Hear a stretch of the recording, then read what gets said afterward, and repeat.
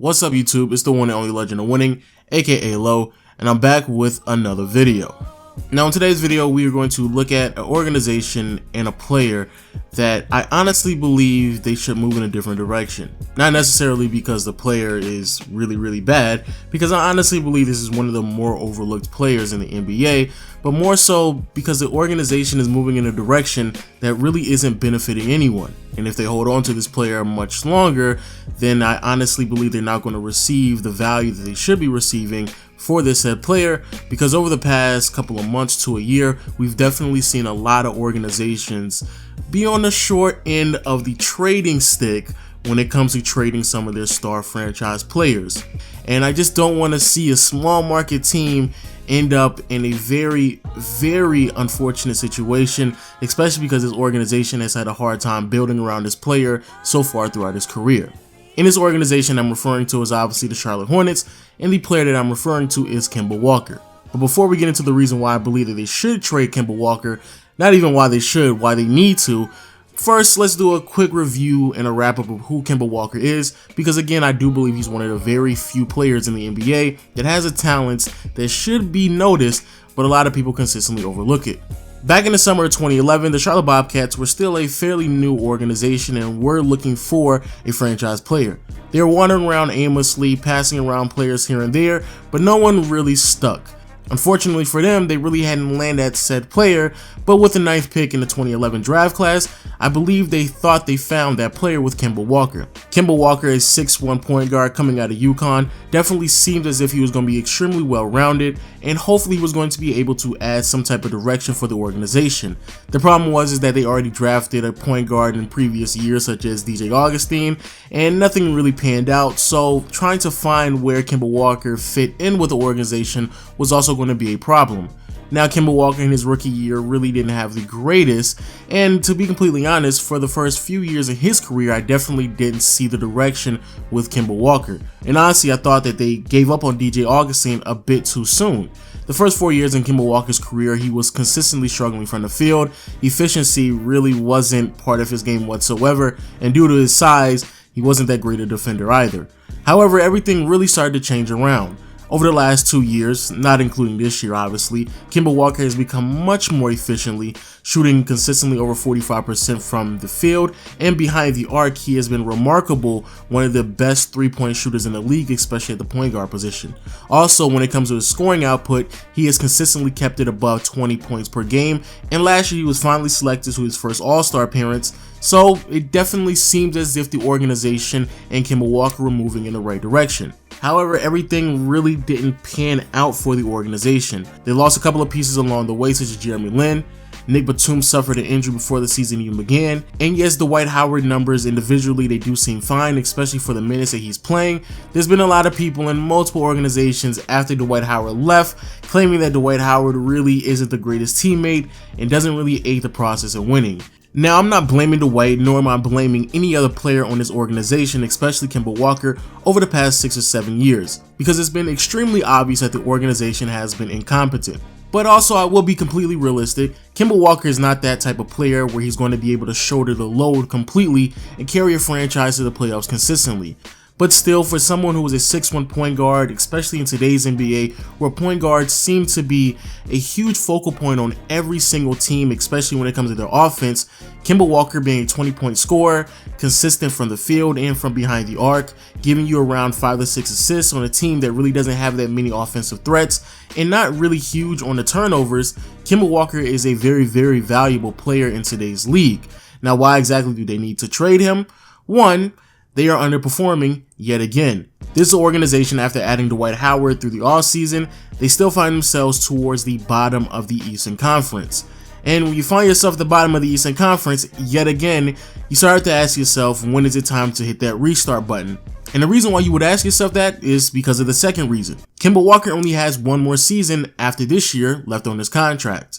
And looking at the rest of the organizations and the teams in the NBA, there's a lot more lucrative situations that Kemba Walker could possibly be in rather than these Charlotte Hornets. So let's go ahead and get into this. Now, it's very obvious that the San Antonio Spurs are going through a transitional phase. Not too long ago, Tim Duncan decided to hang him up and hit retirement, and when that was going to come around, I think a lot of people were expecting players such as Manu Ginobili and Tony Parker to follow suit, and also there's been a lot of hinting from Greg Popovich that he's looking at that direction as well.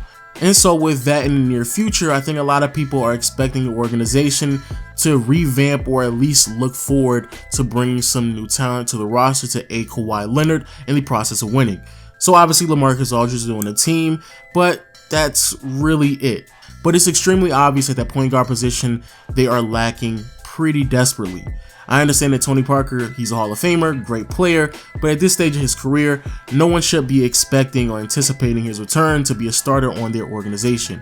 And so, bringing in Kemba Walker, highly efficient, extremely quick, especially in the half-court setting, and a player who could potentially play at an all-star level, or at least is a player that I believe would be willing to sacrifice some of his numbers to better fit the organization, I think it's an ideal fit for the team. Unfortunately for the organization, very similar to what we saw during the offseason with Kyrie Irving, they really don't have any assets to give up to receive a player of that status. And so even though yes, I do believe it'll be a great fit for Kemba Walker and the San Antonio Spurs, we have to be realistic. The Charlotte Hornets are probably looking at Kemba Walker as a franchise player, especially since he is, in my opinion, the best player they have in their team over the last 5 years now, and so they are probably going to look for a little bit more than just a Kyle Anderson and a late first round pick. Now, the second team I believe should go after Kemba Walker is the Denver Nuggets. Now, the Denver Nuggets, to a lot of people's expectations, have done completely fine. Offensively, they have been remarkable so far this season. On the defensive end, that's a whole nother subject, but again, offensively, they have been fine. The only problem with this team, and I do believe a lot of people would at least admit this, is that their backcourt is a little bit suspect. Sure, Jamal Murray and Gary Harris, they are two young players that are very talented and have a bright future, but if you could possibly upgrade at one of those positions, especially Jamal Murray, I don't understand why you wouldn't pull the trigger. Now, Jamal Murray so far this season, he's only 2 years into his career, so we're going to give him some slack, but he hasn't been the most efficient from behind the arc, and who knows how long it's going to take for him to develop a consistent shot. Also keep in mind that Jamal Murray, Jokic, and Paul Millsap are all out as of right now, so trading one of those players may be a little bit harder, but also in the bigger picture, I don't necessarily know how many games they are going to be able to keep up with those three players out, especially with Paul Millsap, as the torn ligament in his left wrist will keep him out for 3 months. So it will be interesting to see what's going to happen with a team that's just a couple of games above 500. So again, having an upgrade in the backcourt is something that I definitely believe the Denver Nuggets should be looking at, even if that means trading away Jamal Murray and throwing in a Kenneth Faried just to make sure the contracts balance out. I do believe that's a necessary evil to make sure they become a better franchise. And finally, we have the Detroit Pistons. Now, I know a lot of people are going to be back and forth with this, but it's cool. This is the channel that, we can have a conversation with. Now, I'm not saying that Reggie Jackson is a bad point guard, and actually so far this season, Reggie Jackson is doing really, really good. His shooting splits are amazing. Over the past 10 to 15 games, if I'm not mistaken, he's been shooting around 50-40-90, or at least 50-40 high 80s from the free throw line. And for the most part, he's been doing what everyone needs him to do. But some people may make the argument that Kemba Walker could be an upgrade from Reggie Jackson. And with the Detroit Pistons struggling over the past 5 games, going on a 5-game losing streak, and they are losing some footing in the Eastern Conference playoffs, there's a possibility if this continues to progress, we could see some shakeup and changes with the organization. Now, obviously Andre Drummond, he's not going anywhere. Tobias Harris is having his best season as a pro, and then a couple of other players are also progressing as well. The only player that I could honestly see plateau is Reggie Jackson, and if they need a little bit more offensive power at that point guard position, which I definitely believe will aid them as well, I honestly believe an upgrade at that position with Kemba Walker is necessary. But at the end of the day, the Charlotte Hornets, that's really the biggest focal point. Kemba Walker has done whatever he can do to aid the process of building this franchise up, but due to poor management, especially when it comes to drafting some young players to the team, the Charlotte Hornets / Bobcats have consistently dropped the ball so far in Kemba Walker's career. And if you're the Charlotte Hornets, you honestly have to ask yourself, with only 1 full season left after this year on Kemba Walker's contract, what exactly are you going to do? After looking at what the Sacramento Kings received for DeMarcus Cousins, the Indiana Pacers received for Paul George, which ended up being a pretty good trade for the Indiana Pacers, so I don't know if that's the greatest example.